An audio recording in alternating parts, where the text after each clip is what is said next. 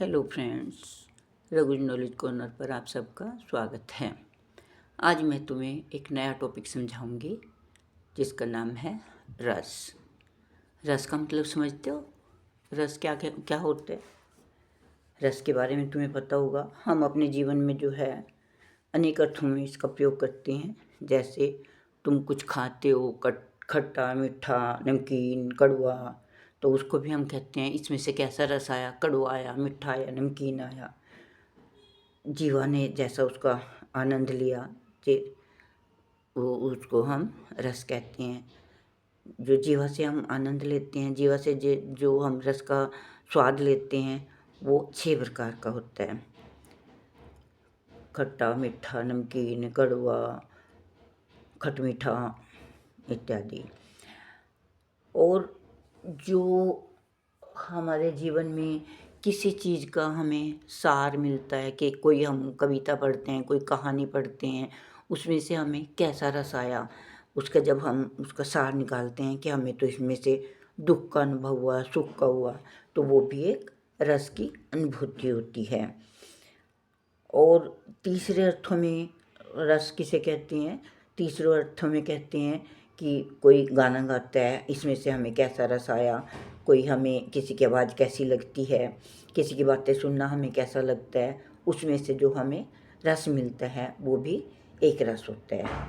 एक रस होता है जो साधु संत ब्रह्म ज्ञान जब प्राप्त करते हैं तो वो कहते हैं, भगवान में लीन हो जाते हैं और कहते हैं हमें तो भगवान के निकट होने का आनंद मिला, आभास हुआ और हम उसके रस से आनंदित हुए।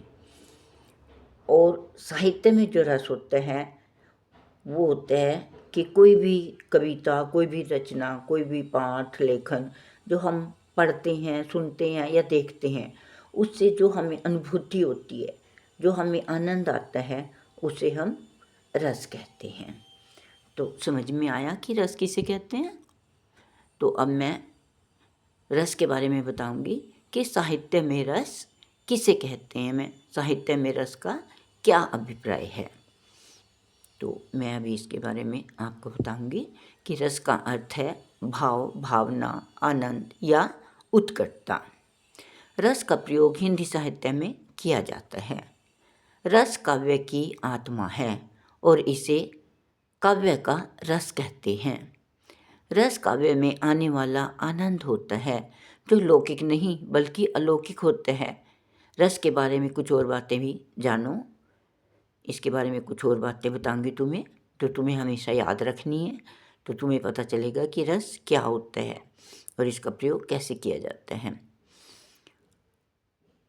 नंबर 1, रस पाठक, श्रोता या दर्शक को किसी लेखन से मिलने वाली अनुभूति होती है। नंबर 2, रस का उद्देश्य रसिकों को सुंदरता, आनंद और संतोष का अनुभव कराना होता है। नंबर 3, रस के 4 मुख्य अंग होते हैं। कौन कौन से? स्थायी भाव, विभाव, अनुभाव और संचारी भाव। नेक्स्ट वीडियो में मैं आपको ये सारा विस्तार से समझाऊंगी कि स्थायी भाव क्या होता है, विभाव क्या होता है, अनुभाव क्या होता है और संचारी भाव क्या होता है। नंबर 4, रस के 11 भेद होते हैं कि रस कौन कौन से होते हैं। श्रृंगार रस, हास्य रस, करुण रस, रोध रस, वीर रस, भयानक रस, विभत्स रस, अद्भुत रस, शांत रस, वत्सल रस और भक्ति रस। इनके बारे में भी मैं आपको अगली वीडियो में विस्तार से समझाऊंगी। नंबर 5, रस शब्द रस धातु और अच प्रत्यय के मेल से बनता है। नंबर 6, संस्कृत में भी कहा गया है कि रसात्मकं वाक्यम काव्यम, यानी कि रसयुक्त वाक्य ही काव्य है।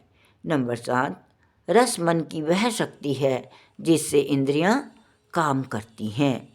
मन कल्पना करता है, वो सोचने के लिए मजबूर हो जाता है। धन्यवाद। आज की वीडियो में बस हम इतना ही करेंगे, बाकी मैं आपको कल समझाऊंगी। धन्यवाद।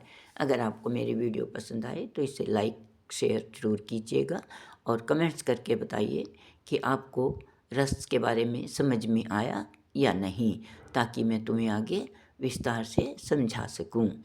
कमेंट्स ज़रूर करना दोस्तों, क्योंकि कमेंट्स के बिना मुझे पता नहीं चलेगा कि आपको समझ में आया है या नहीं।